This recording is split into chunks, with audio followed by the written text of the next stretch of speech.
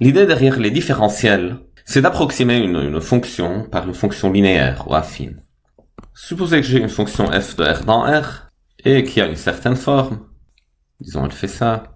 Et je veux, au voisinage d'un certain point A, disons, approximer f par une droite. Donc la fonction f peut être compliquée, ça peut contenir des sinus, des exponentielles, etc. Mais je veux l'approximer par un truc de la forme alpha x plus bêta. Et l'idée ici, bien sûr, pour les fonctions de R dans R, c'est de prendre la droite qui est tangente au graphe. C'est notre meilleur choix pour une approximation de f par une droite. Donc je dis, au voisinage du point A, si x est proche de A, ou si je veux calculer, disons, f de A plus h, avec h proche de 0, donc h c'est un petit nombre, a plus h c'est proche de a, et f de a plus h, au lieu d'utiliser la formule qui me donne f qui peut être compliquée, je peux utiliser l'expression de la droite, l'équation de la droite pour trouver une approximation de f de a plus h. Ici je suppose que f est dérivable au point A, et l'équation de la droite tangente au point A, c'est y égale f de a, qui est une constante, a est fixée, plus f' de a fois x moins a. Le x moins a, c'est h, on l'a appelé. Et si je suppose qu'il est raisonnable, quand h est petit, quand on est proche de a, que le graphe de f et la droite tangente, c'est très aligné, c'est très proche. Et donc je veux utiliser l'équation de la droite pour approximer f de a plus h. Je peux dire alors f de a plus h sera après égal à f de a plus f' de a fois x moins a. X moins a c'est h, donc plus f' de a fois h. À peu près égal au sens que f de a plus h c'est égal à ça, plus un truc qui est négligeable, je l'appelle un petit o de h. Donc plus une grandeur qui est négligeable par rapport à h. On verra plus tard, ça veut dire quoi au juste. Donc voyez ici, f de a plus h, c'est un terme constant qui est f de a, plus un terme linéaire en h, qui est f' de a fois h, plus un terme négligeable. Et ce terme linéaire en h, c'est ça la différentielle. Dans ce cas, la différentielle de f au point A, c'est une application en fait de R dans R, parce que l'application initiale de R dans R, la différentielle c'est aussi de R dans R. Elle prend h, elle me donne f' de a fois h. Donc c'est une application qui dépend de A. Donc, si je change A, je change cette application-là. Et comme c'est une application linéaire de R dans R, elle est parfaitement déterminée par une valeur, qui est ici la valeur de la dérivée. Et c'est ça l'intuition derrière les différentiels. On va voir tout à l'heure pour des applications, non pas seulement de R dans R, mais de R2 dans R3, ou de Rn dans Rm, ou même entre des espaces vectoriels normés quelconques. Donc je prends une application d'un espace vectoriel normé E dans un autre espace vectoriel normé F, et je peux définir la notion de la différentielle de f en A. Ce sera toujours une application linéaire. Ça peut exister, ça peut ne pas exister. Mais pour les fonctions de R dans R, on verra la différenciabilité, ça revient, c'est équivalent à la dérivabilité.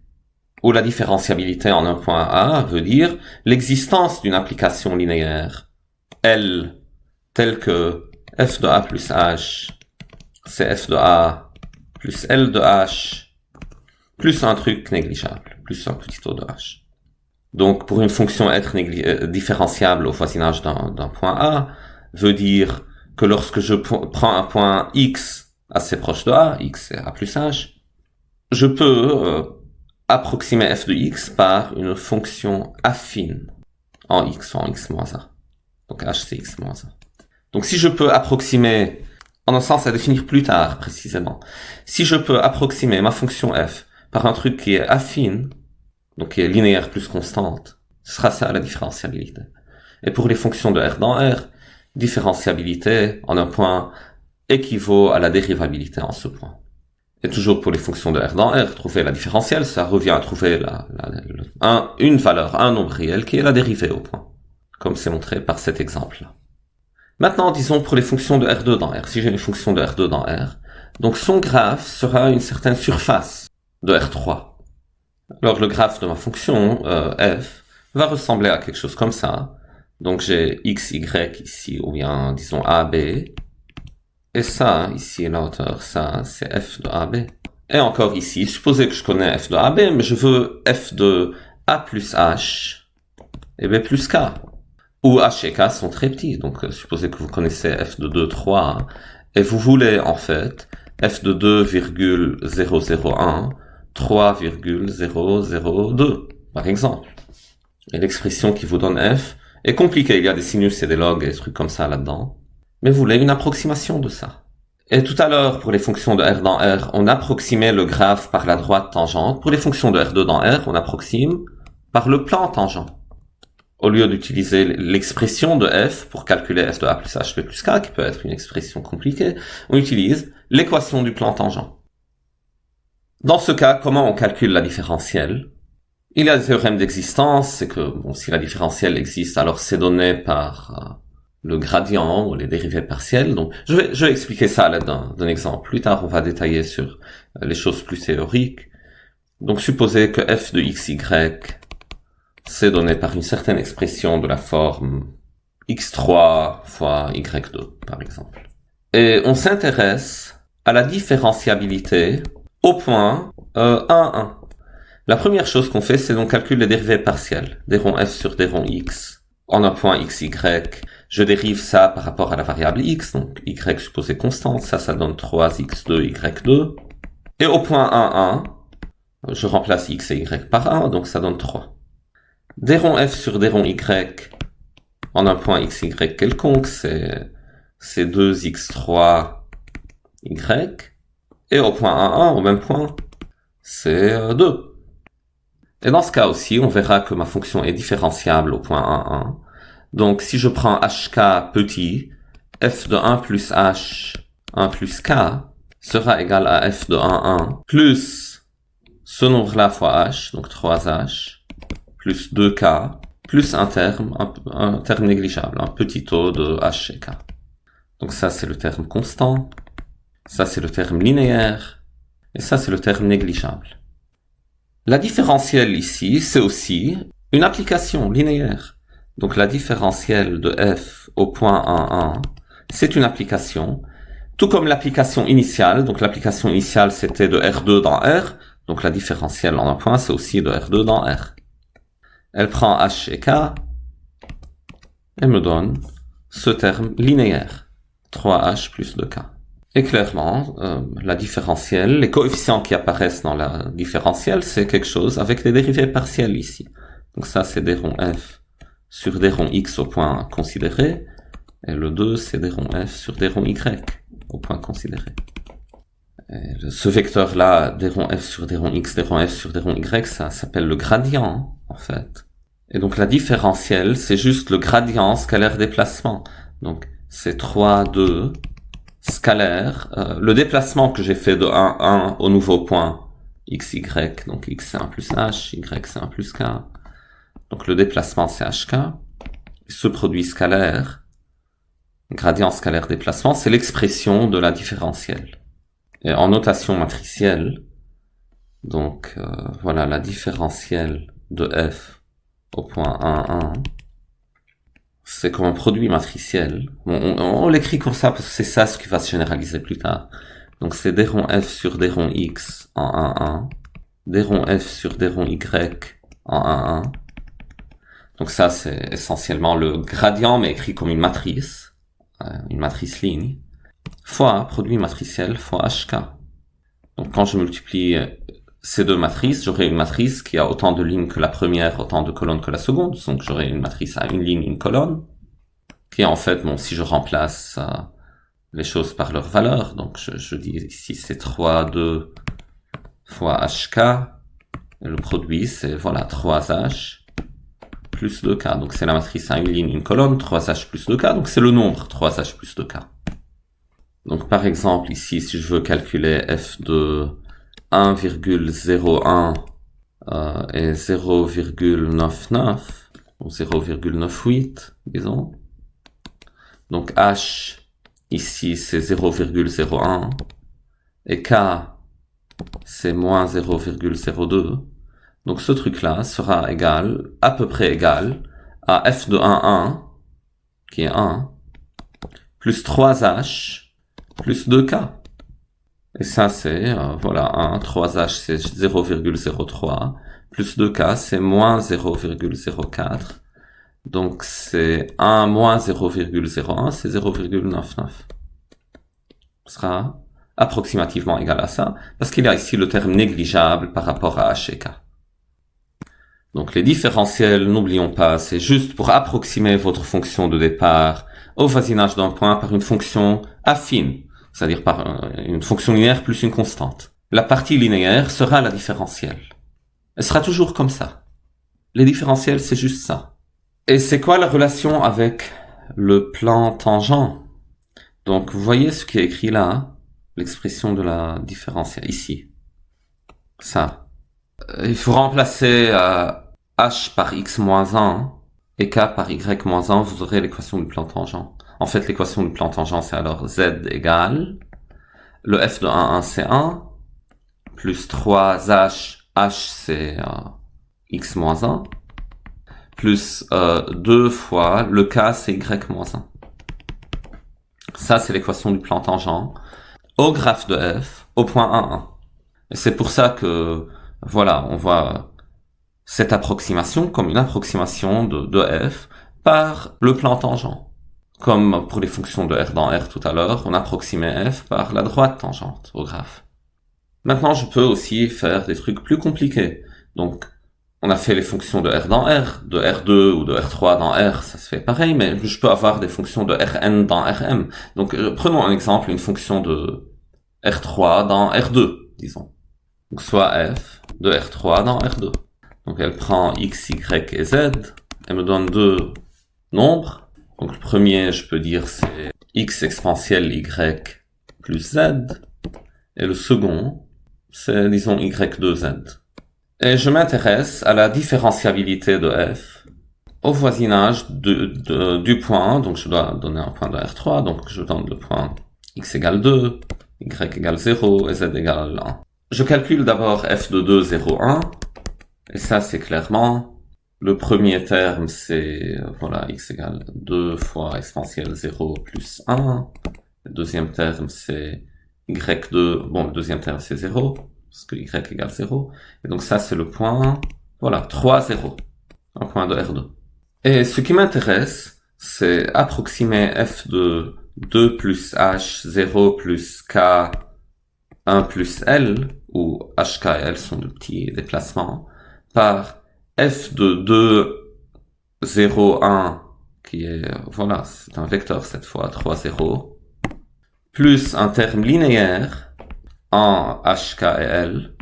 Voilà, ça, ce sera la différentielle de f au point 2, 0, 1 appliqué à h, k, l. Donc ça, c'est le terme linéaire, plus un terme négligeable. Ici, je vais dire comment on calcule cette différentielle, comment on calcule ce terme linéaire sans preuve et sans justification. On verra plus tard que si les dérivées partielles existent et sont continues, alors la fonction est différenciable. Donc ça pour les fonctions de Rn dans Rm. Il suffit que vos dérivées partielles existent et sont continues. Pour calculer ce terme-là, le terme linéaire, je vais introduire la matrice jacobienne de f qui ressemble beaucoup au gradient, mais qui est adaptée lorsque l'ensemble d'arrivée est R2 plutôt que R, ou Rn en général. C'est plus général que le gradient, c'est tout. Donc si ma première fonction, je l'appelle f1 ici et la deuxième f2, la matrice jacobienne, sur la première ligne, elle a les dérivées partielles de f1 par rapport aux variables x, y, z, et sur la deuxième, c'est les dérivées partielles de f2. Donc sur la première ligne sera essentiellement le gradient de f1, et la deuxième ligne sera le gradient de f2. Et dans notre cas alors, on fait le calcul, d rond f1 sur d rond x, c'est, voilà, f1 c'est x exponentielle y plus z, d rond f1 sur d rond x c'est exponentielle y, d rond f1 sur d rond y c'est x exponentielle y, et d rond f1 sur d rond z c'est 1. Puis, d rond f2 sur d rond x c'est 0, d rond f2 sur d rond y c'est 2yz, et d rond f2 sur d rond z c'est y2. Et dans notre cas précis, je vais remplacer x, y et z par leurs valeurs. Donc x égale 2, y égale 0 et z égale 1. Et je vais écrire la matrice jacobienne ici. J'aurai exponentielle y, c'est exponentielle 0, c'est 1. X exponentielle y, c'est 2. Troisième terme ici, c'est 1. Et puis ici j'ai 0, 2YZ c'est 0 parce que Y égale 0, Y2 c'est 0 aussi. Et je vais utiliser une notation matricielle, donc je vais transformer mes vecteurs en matrice colonne. Donc la fonction, je vais la noter par une matrice colonne, donc c'est x exponentielle y plus z, y2z. Ça, ce sera égal à terme constant qui est, voilà, 3, 0. Donc ça, c'est la matrice qui représente f de 2,0, 1. Donc c'est 3, 0. Plus, tout à l'heure, on avait gradient fois déplacement. Ici, on a matrice jacobienne fois déplacement. Et c'est un produit matriciel ici. Le déplacement, c'est HKL. Plus un terme négligeable par rapport à HKL. Avec ici, n'oublions pas, X, c'est 2 plus H. Y, c'est 0 plus K. Et Z, c'est 1 plus L. Et ça donne, voyons, donc 3, 0. Plus ce terme-là. C'est un produit de deux matrices, donc ça a autant de lignes que la première, autant de colonnes que la seconde. Donc ça aura deux lignes et une colonne. La première ligne, donc je fais ça fois ça, comme un produit scalaire. Donc H plus 2K plus L. Et la deuxième, c'est 0H plus 0K plus 0L, donc c'est 0 plus une fonction négligeable. Ça, c'est F de 2 plus H. 0 plus K. 1 plus L. C'est égal au terme constant, plus un terme linéaire. Vous voyez, c'est linéaire parce qu'il n'y a pas de H2, pas de K2, pas de KL, pas de HL. C'est juste une combinaison linéaire de H, K et L. Pas d'exponentielle. Dans l'expression de f initiale, il y avait une exponentielle.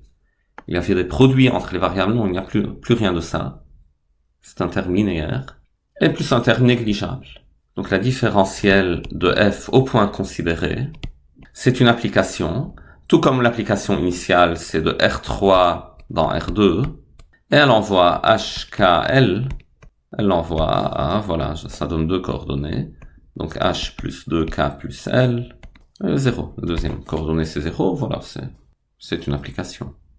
Ou je peux le faire en notation matricielle, en représentant mes vecteurs là par des matrices colonnes. On peut faire ça. On fera ça à chaque fois qu'il y aura des calculs à faire et des produits matriciels, etc. Mais je peux le représenter aussi par l'écriture classique en ligne avec des virgules entre les termes, ça va aussi. Et ici, à la place du 0, j'aurais pu avoir en fait quelque chose qui soit pas nul. Donc ça aurait pu être quelque chose de linéaire en H, K et L. Donc ça aurait pu être 3K moins L ou quelque chose comme ça. Mais c'est juste parce qu'il y avait un Y2 en fait ici. Et Y c'était 0 dans notre exemple. Que même les dérivées partielles sont annulées. Mais si j'avais donné un exemple ici avec un Y à la place du Y2, on aurait eu ici un terme non nul. Donc voilà, c'est l'idée derrière les différentiels. Approximer une fonction au voisinage d'un point par un terme constant plus un terme linéaire. Et ce terme linéaire sera en fait la différentielle. Et comme on voit ici, pour les fonctions en dimension finie, pour les fonctions de Rn dans Rm, le calcul de la différentielle, ça revient à calculer des dérivées partielles et des matrices jacobiennes, des trucs comme ça. On aura, voilà, que le critère, c'est que si les dérivées partielles existent et sont continues, alors la fonction est différenciable. Et l'application différentielle est donnée par la matrice jacobienne. En fait, la différentielle, c'est une fonction linéaire. Et sa matrice dans la base canonique, c'est juste la matrice jacobienne. Donc, dans ces cas-là, typiquement, calculer des différentiels, ça revient à calculer, voilà, des dérivées partielles. Mais on aura aussi des cas différents. On pourra se poser la question pour n'importe quelle fonction. Par exemple, si j'ai f d'un espace vectoriel normé quelconque, même dimension infinie, à valeur dans un autre, si je peux l'approximer par une fonction linéaire. Par exemple, typiquement de E dans R, qui a un vecteur x, vous donne la norme de x. Donc E est normé, donc il a une norme, et je prends l'application kx donne norme de x. Et je peux me poser la question, est-ce que cette application-là est différenciable? La fonction norme elle-même n'est pas linéaire, mais est-ce que je peux approximer par une fonction linéaire? Donc on verra dans l'un des exos que si E est euclidien, donc la norme est donnée par un produit scalaire, qu'au voisinage d'un point A non nul, la fonction est différenciable, et la différentielle sera donnée par A scalaire H divisé par norme de A. Tout ça pour dire que la norme de A plus H, donc c'est norme de A plus un terme, ce terme-là, qui est linéaire en H, clairement, parce que voilà, bon, clairement, parce que le produit scalaire, c'est comme ça que ça fonctionne, c'est bilinéaire, plus un terme négligeable. Et ici, je fais pas de dérivée partielle, je dois revenir à la définition de la différenciabilité, et à la définition de la norme ici. Norme de A plus H, je la calcule au carré, je l'exprime comme un produit scalaire, et je constaterai que, en effet, je peux écrire, pour H suffisamment petit, norme de A plus H sera norme de A plus ce terme-là qui est linéaire, en H, plus un terme négligeable, et donc ce sera ça, ce terme-là, cette application-là, qui sera la différentielle de f en A. On aura d'autres questions du type où on va pas calculer des dérivées partielles, donc je peux prendre les fonctions disons, de Rn, donc phi de Rn de x dans R, je prends un polynôme P, et me donne, disons, l'intégrale entre 0 et 1 de P de t au carré dt, ou P de t au cube dt, ou quelque chose comme ça, peu importe. Donc, ça c'est un espace vectoriel normé, et R est normé par la valeur absolue. Et c'est le fait que j'ai des normes que je peux définir ce que c'est qu'être négligeable et ce que c'est qu'être un voisinage et d'être proche de A, etc. Donc j'ai besoin d'espaces vectoriels normés. Et cette application entre deux espaces vectoriels normés qui n'est pas linéaire en P, je pourrais l'approximer au voisinage d'un polynôme quelconque, donc au polynôme de x2, sera phi de x2 que je peux calculer explicitement, plus une fonction linéaire en polynôme h plus un terme négligeable. Et donc L de h sera la différentielle qu'on pourra calculer. Mais souvent aussi, voilà, on a ce côté pratique où mes applications sont des applications de Rn dans Rm, et la différentielle dans ce cas-là sera donnée par la matrice jacobienne. Et ce sera pratique aussi parce qu'on aura des théorèmes du genre, quand on compose des fonctions, ça revient à composer leur différentiel, donc à multiplier les matrices jacobiennes. Donc ça aura un côté calculatoire un peu gérable. Donc j'espère que voilà, cette vidéo vous a donné un peu une idée, c'est quoi vraiment la motivation derrière l'étude des différentiels. Et on se revoit dans les vidéos suivantes. À bientôt.